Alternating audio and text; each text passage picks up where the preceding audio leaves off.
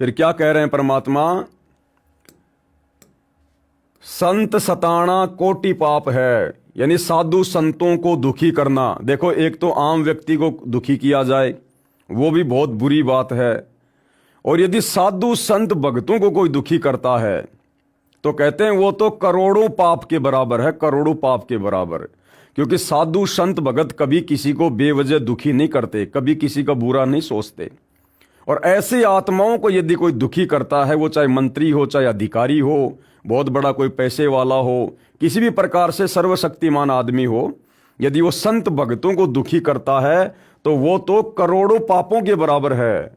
अनगिन हत्या अपराधम, संत सताए साहिब दुख पावे, कर देत बर्बादम।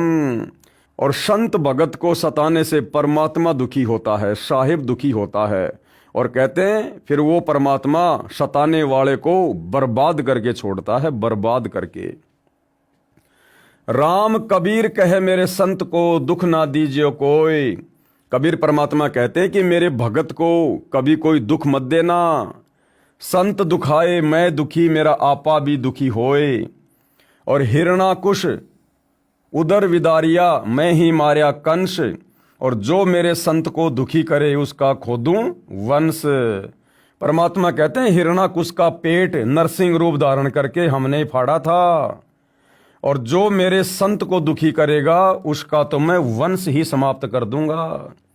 जैसे रावण का वंश परमात्मा ने खत्म कर दिया, आज रावण के परिवार में कोई दीपक लगाने वाला भी नहीं है।